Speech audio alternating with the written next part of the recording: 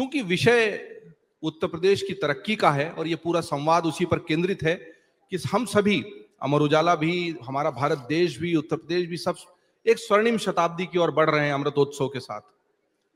तब हम जब स्वास्थ्य सेवा की बात करते हैं तो आपके कार्यकाल में आपने उत्तर प्रदेश की स्वास्थ्य को, सेहत को बेहतर करने के लिए ऐसा क्या किया कि जिससे लगता है कि पहले से स्वास्थ्य सेवाओं की तस्वीर उत्तर प्रदेश में बदल गई है? उत्तर प्रदेश का हेल्थ इंफ्रास्ट्रक्चर पूरी तरह से बदल चुका है।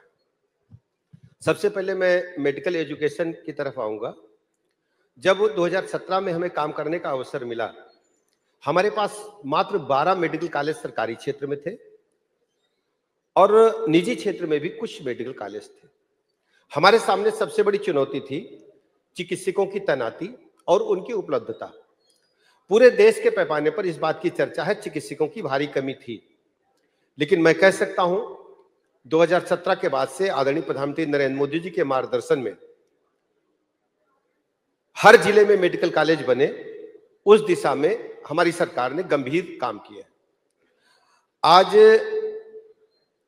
2017 से तुलनात्मक दृष्टि से आज हमारे पास 80 मेडिकल कॉलेज पूरी क्षमता के साथ काम कर रहे हैं मात्र इन 8 वर्षों में। और कुछ जिले बचे हैं, उन पर भी हम शीघ्र ही प्रदेश की जनता के समक्ष जानने वाले हैं। पीपीपी मोड पर हमने टेंडर कर दिया है, कुछ जिलों का एग्रीमेंट हम करने वाले हैं, शेष का भी कुछ समय बाद हम करेंगे। मैं इसलिए मेडिकल कॉलेज के साथ ही सिर्फ एक इसलिए टोक रहा हूं कि ये बहुत महत्वपूर्ण विषय इसलिए है कि कल अपने उद्घाटन उद्बोधन में भी योगी आदित्यनाथ जी ने कहा कि इसके पहले की जो सरकारें थी उसमें एक जिला एक माफिया के लिए उत्तर प्रदेश की पहचान थी और हमने उसमें एक जिला और मेडिकल कॉलेज में उस पहचान को बदल दिया। अखिलेश यादव जी इसी मंच पर थे और मैंने ही उनसे पूछा कि भाई इस तरह की बात कही जाए, तो उन्होंने कहा कि नहीं मेडिकल कॉलेज या तो बने नहीं है, बने हैं तो अधूरे हैं, उसमें डॉक्टर नहीं है, मशीनें नहीं है, वो काम नहीं करते हैं। उन्होंने जौनपुर के मेडिकल कॉलेज का यहाँ पर मंच से नाम लेकर उदाहरण दिया। अच्छा है कि इसके ठीक बाद ही आप आ गए हैं। तो आप, उन्होंने आरोप लगाया है कि ये केवल गिनाने के लिए मेडिकल कॉलेज बने हैं और जो बिल्डिंगें थी पुरानी उनकी बनाई हुई वो भी नहीं चल रही। मेडिकल कॉलेज कोई पॉकेट में रखी हुई वस्तु नहीं है। मेडिकल कॉलेज पूरी दुनिया देख रही है। एमबीबीएस की सीटें 3 गुनी हुई हैं और एमबीबीएस की सीटें भी उत्तर प्रदेश सरकार क्रिएट नहीं करती है। नीट का इम्तिहान होता है, पूरे देश के पैमाने पर इम्तिहान होता है। हमने एमबीबीएस की सीटों में लगभग 3 गुना वृद्धि कर ली है। अब हमारी तरफ अच्छा सवाल आप देख रहे होंगे और मैं इसलिए देख रहा हूं कि आपको मैं आंकड़ा बता देता हूं उस पर फिर, और क्योंकि मेरे पास डेस्क से आंकड़ा आया था, मैं गलत नहीं पढ़ दूं इसलिए इसमें आंकड़े पढ़ रहा हूं। इसमें यह है कि आपने जो कहा 1 डिस्ट्रिक्ट 1 मेडिकल कॉलेज में, लेकिन स्वास्थ्य संस्थानों में स्वास्थ्य कर्मियों की कमी है। सिर्फ डॉक्टरों की कमी को लें तो 2022 तक पब्लिक हेल्थ सिस्टम में 38% चिकित्सक कम रहे। इसके अलावा 46% नर्स कम थी और 28% पैरामेडिक कम थे। ये आंकड़े मैं पढ़ रहा हूं। नहीं, आप आंकड़े बता दें। जब आप कोई नई कंपनी शुरू करते हैं तो क्या करते हैं कि पूरी कंपनी वो 5 स्टार रैंकिंग में फर्स्ट डे से हो जाती है क्या? अगर अमर उजाला का प्रकाशन 48 में शुरू हुआ होगा, आज अमर उजाला समाचार जगत में बट वृक्ष है, 48 में क्या स्थिति रही होगी बताइए जरा मुझे। आप बताइए। आप ये कह रहे हैं कि शुरुआत है और इसमें वक्त लगेगा? हम नहीं, आप प्रदेश की जनता से पूछिए। वैसे 48 में अमर उजाला की क्या स्थिति रही होगी?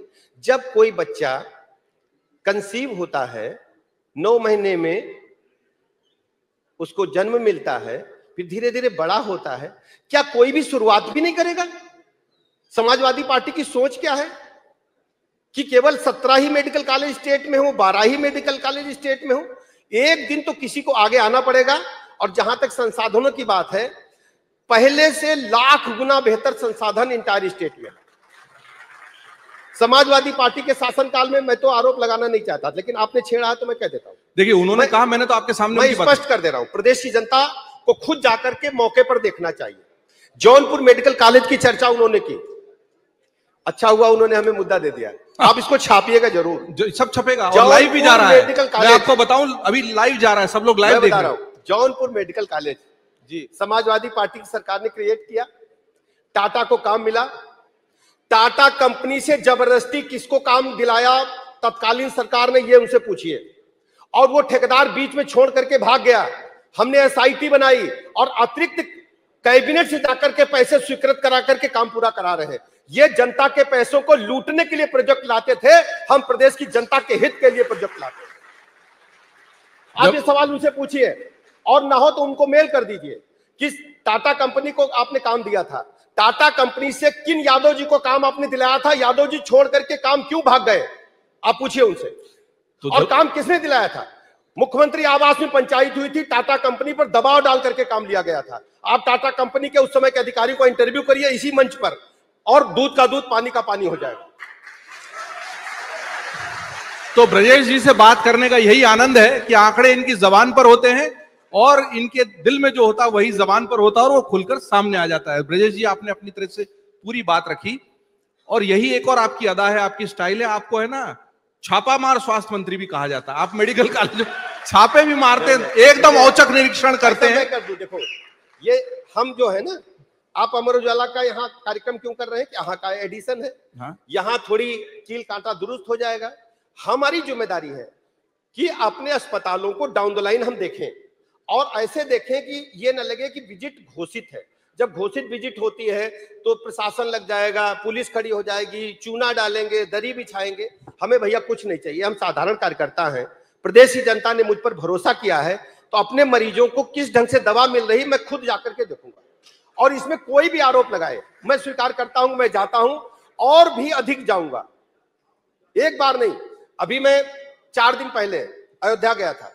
रुदौली छोटा सा कस्बा है, रुदौली के पास में एक छोटा सा अस्पताल था।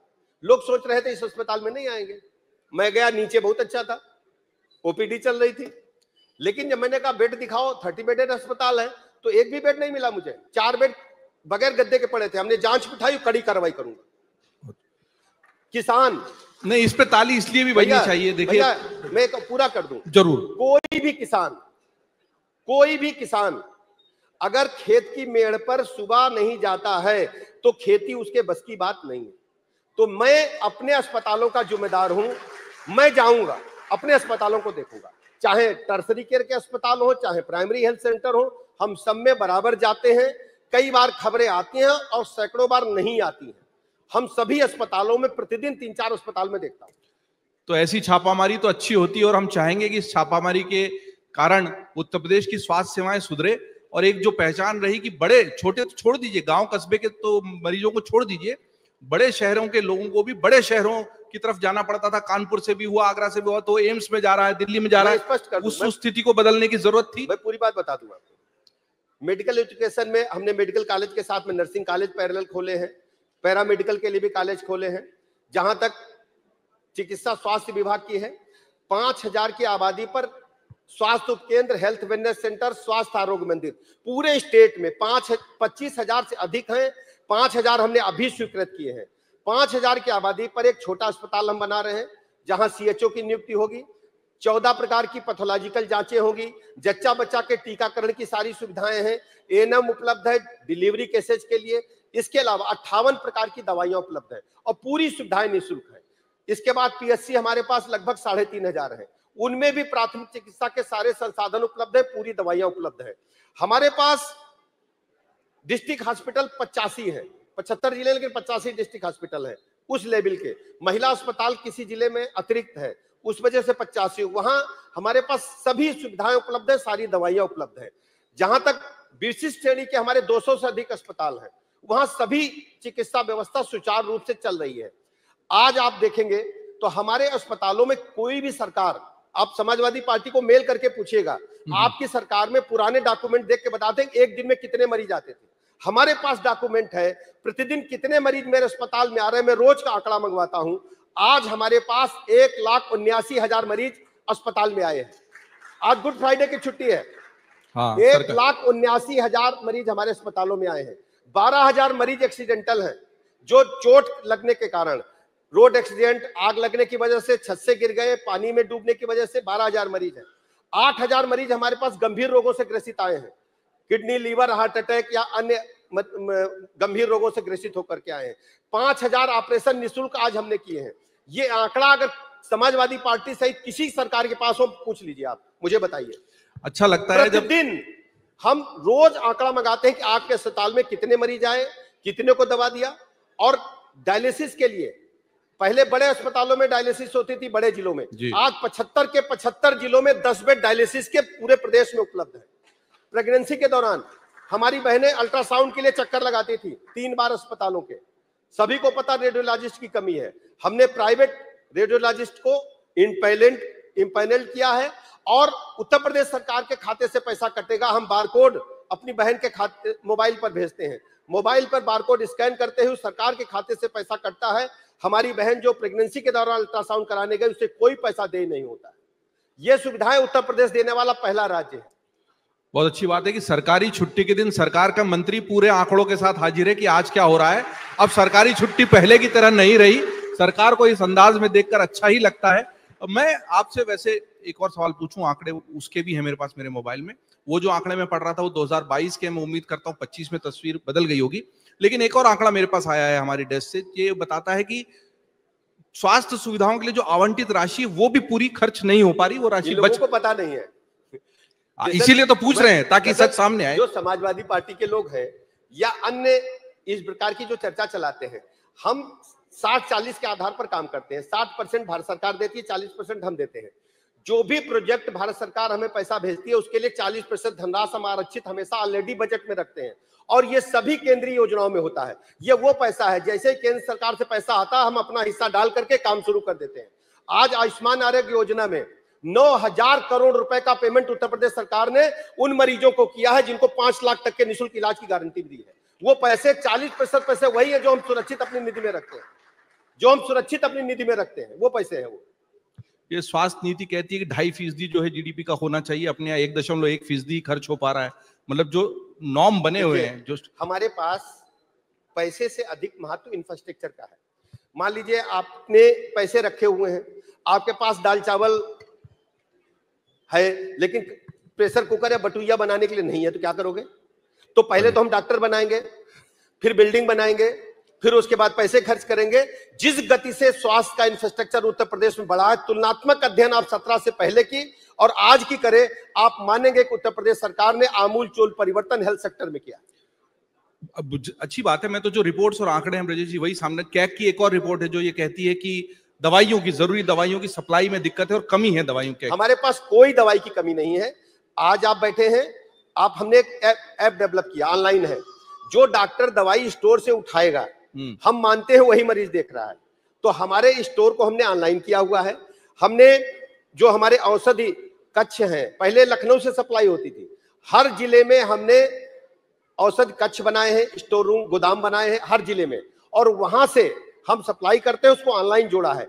जो चिकित्सक दवाई ले जा रहा है रेगुलर, हम मानते हैं यही मरीजों को देख रहा है, बाकियों को हम नोटिस देते हैं। ऐसी संख्या तो आप कह रहे हैं कैग की रिपोर्ट सही नहीं है? नहीं, मेरा मानना, मेरे पास जो आंकड़े हैं, हमारे पास दवाइयों की कोई दिक्कत नहीं। चलिए, तो आपके हिसाब से नहीं है, कैग की रिपोर्ट में क्या दिक्कत है वो आगे समझेंगे। कैग की रिपोर्ट कितनी पुरानी है मुझे जानकारी नहीं। ये मतलब जो लेटेस्ट रिपोर्ट है वो है 2 साल पुरानी रिपोर्ट है, लेकिन उसमें यही कहा मेरे पास 2 साल पुरानी रिपोर्ट है। हमको 22 से काम करने का अवसर मिला है। हमारे पास किसी भी अस्पताल में कोई दवाई की कमी नहीं है। चलिए ठीक है। एक और बड़ी समस्या जो सामने आ रही है और आपने खुद भी उसकी जांच भी करवाई होगी कि जो सरकारी योजनाएं हैं उसमें भी घोटाला हो रहा है। जैसे नसबंदी की योजना में कागज पर ही नसबंदी पे नसबंदी हो रही है, और उस पैसे का दुरुपयोग हो रहा है। जब बड़े परिवार में कहीं कोई गड़बड़ी होती है, आप देखते होंगे प्रतिदिन हम कार्रवाई करते हैं। हम अखबार को भी संज्ञान लेते हैं, लोकल रिपोर्ट्स को भी संज्ञान लेते हैं। मैं खुद विजिट कर रहा हूं, उनका भी संज्ञान लेता हूं। जो भी घटनाएं कदाचार की पाई जाती हैं, हमने कड़ी कार्रवाई की है। पहली बार हमने ऐसे 7,000 चिकित्सकों को चिन्हित किया जो ड्यूटी पर नहीं जा रहे थे। समाजवादी पार्टी बताए कि कितने चिकित्सकों को चिन्हित करके बर्खास्त किया था। हमने 1700 को बर्खास्त किया, वो शेष को नोटिस दिया है। जो काम नहीं करेगा, कदाचार करेगा, उसको हम प्रणाम करेंगे। भाई अपना काम करो, हमें अपना करने दो। नए चिकित्सकों को भर्ती करेंगे जो काम करना चाहते हैं। चलिए, स्वास्थ्य सेवाओं की बात हुई और आगे भी मैं कोशिश करूंगा 1-2 सवाल रखूं, लेकिन मूल मामला तो राजनीति का है। अब राजनीति में है तभी चुनकर आए हैं, जनता के बीच रहते हैं, हर किसी का फोन उठाते हैं, हर किसी से बात करते हैं, मेला लगा रहता है, तांता लगा रहता है, चुनाव जीतते हैं तभी मंत्री बनते हैं। आप बताइए 27 की क्या तैयारी है? 27 में भारतीय जनता पार्टी प्रचंड बहुमत के साथ एक तरफा चुनाव जीतेगी। समाजवादी पार्टी ने, अभी मंच पे अखिलेश जी थे, वो तो कह रहे थे हम जीत रहे हैं। बता रहा हूं, वो अगर पीडीए है, पीडीए चलेगा। काम सुनिएगा, पीडीए जानते क्या है? पीडीए केवल परिवार डेवलपमेंट अथॉरिटी है। आप सूची उठाइए, आप इनकी परिवार का इंफ्रास्ट्रक्चर देखिए, परिवार में कौन कौन है।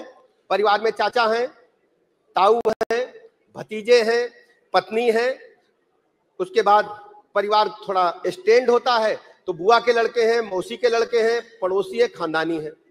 आप पूरी परिवार का इंफ्रास्ट्रक्चर उठाइए और उसको उठा करके उस आंकड़े को समाजवादी पार्टी के पदाधिकारियों में डाल दीजिए, केवल कट पेस्ट करिए, आपको कुछ उसमें एडिट करने की आवश्यकता नहीं पड़ेगी किसी भी नाम को। सारे नाम परिवार के उठाएंगे, परिवार पार्टी में डालेंगे, सब सेट हो जाएंगे कि नहीं, आप बताइए जरा। तो आपने पीडीए का नया नामकरण कर दिया।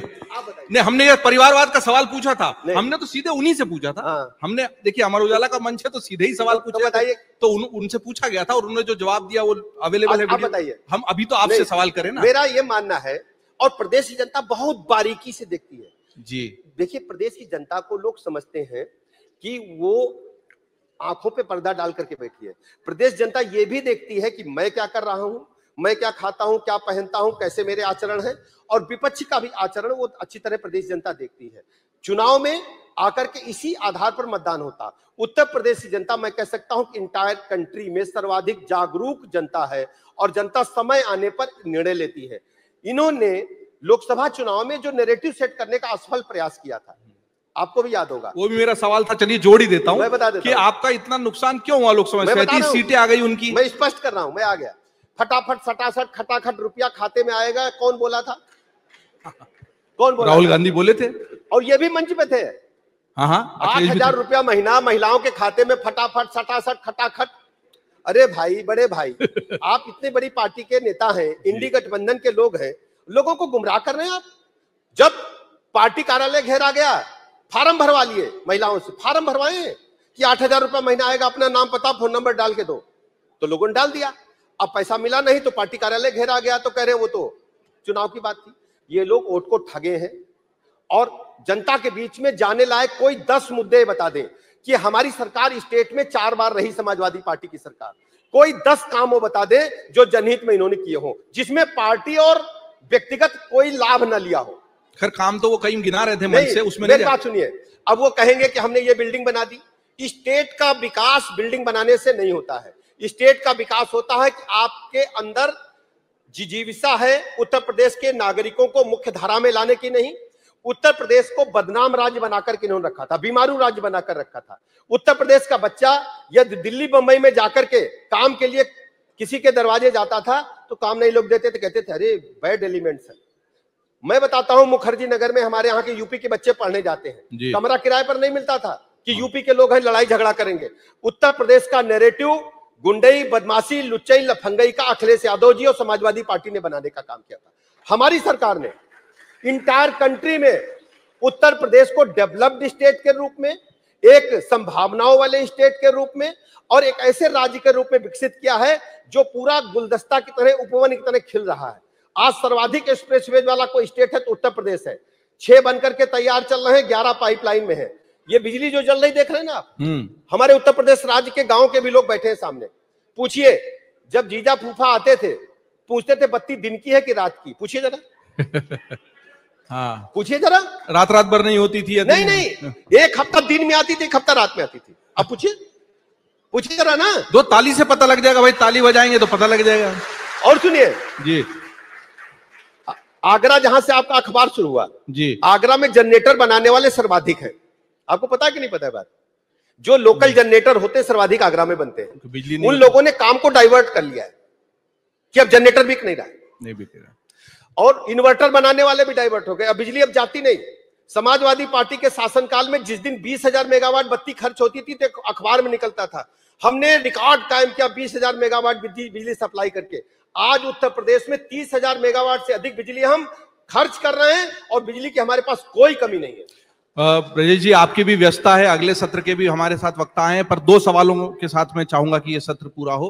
पहला सवाल यह कि बहुत संवेदनशील मसला, और उस पर मैंने अखिलेश जी से भी पूछा था। आगरा की चूंकि आपने बात की, आगरा से ही समाजवादी पार्टी के जो सांसद हैं रामजीलाल सुमन, वो कहते हैं कि राणा सांगा जो थे वो तो गद्दार थे और वो अपने बयान से पलटे हुए थे, और इसको लेकर पूरे उत्तर प्रदेश में विवाद, और इससे जुड़ा वक्फ कानून। मैं प्रदेश की जनता से कहना चाहता हूं, हम काम करने वाले लोग हैं। प्रदेश की जनता को पानी, बिजली, सड़क, स्कूल, अस्पताल, शिक्षा, स्वास्थ्य से मतलब है। ये सब काम उनके पास है जो लोग चर्चा में नहीं है, काम नहीं है। हम लोगों का नजर पूरी तरह काम पर है, इन चर्चाओं पर कोई दम नहीं है। ये लोग जो चर्चा करते हैं उनको समाज ने नकार दिया है। उत्तर प्रदेश की जनता चाहती है कि उत्तर प्रदेश का लाइन ऑर्डर नंबर 1 पर हो। हमारी बहू बेटी रात को 12 बजे भी आज हजरतगंज में कॉफी पीने आ सकती है। समाजवादी पार्टी शासनकाल में संभव था क्या? जरा उनसे पूछिए एक सवाल। अगले मौके पे पूछा जाएगा। नहीं, कभी पूछिएगा, फोन करके पूछिएगा कि भैया क्या हुआ था, बिटिया 12 बजे गई रहा, क्या हुआ था। अम्मा का दिल धक धक करता है। और चर्चा उधर हाथरस की आई। हाथरस कांड हो या उत्तर प्रदेश का कोई कांड हो, माफिया डांस से लेकर सामान्य जनता तक ने अगर अपराध किया है तो उसे कानून के तहत कड़ी सजा दी है, किसी को बख्शा नहीं है। बहुत बढ़िया ब्रजेश जी। एक सवाल ये है कि क्या 2027 में भी मुख्यमंत्री योगी आदित्यनाथ ही होंगे? देखिए, उत्तर प्रदेश में प्रचंड बहुमत की धूम धड़ाके के साथ, जनता के आशीर्वाद के साथ सरकार चल रही है। और कोई भी सवाल नहीं, आपके नाम के आगे भी उप ही लगा रहेगा। कोई भी सवाल फ्यूचर टेंस में नहीं होता है। नहीं, अब चूंकि चुनाव की तैयारी है, कोई भी सवाल फ्यूचर टेंस में नहीं। वैसे आपकी मुस्कुराहट ने भी कुछ जवाब तो दे ही दिए हैं, और कुछ जवाबों को हम 27 तक टाल दें तो बेहतर होगा। संवाद के मंच सजते रहेंगे और सवाल जवाब के सिलसिले चलते रहेंगे। भारतीय जनता पार्टी का मात्र एक उद्देश्य है कि उत्तर प्रदेश विकसित राज्य बने, पूरे राष्ट्र में नंबर 1 पर बने, और यहां का युवा उत्तर प्रदेश में काम करे, उत्तर प्रदेश के बाहर जाने की अनुमति न हो, और उत्तर प्रदेश बाहर के लोगों को नौकरी देने वाला राज्य बने। ऐसे स्टेट की कल्पना हमारे मन में है और ये हमारी सरकार करके रहेगी। हम यही कामना करते हैं कि स्वास्थ्य सेवाओं को बेहतर करने के लिए आपने जो संकल्प लिया है, प्रण किया है, वो चलता रहेगा। उत्तर प्रदेश तरक्की के पथ पर अग्रसर हो, और उसमें मीडिया के रूप में 77 वर्षों की हमारी यात्रा के साथ हम क्या योगदान दे सकते हैं, संवाद के इसी मंच का यही उद्देश्य था। आप आए ब्रजेश पाठक जी अपने व्यस्त दिनचर्या के बीच और हमें समय दिया, आपका बहुत बहुत आभार। अमर उजाला के इस तरह के मंच पर ऐसी बातचीत आगे होती रहेगी। पुनः एक बार हम सभी की ओर से जोरदार तालियों के साथ ब्रजेश पाठक जी को उप मुख्यमंत्री उत्तर प्रदेश बहुत बहुत धन्यवाद।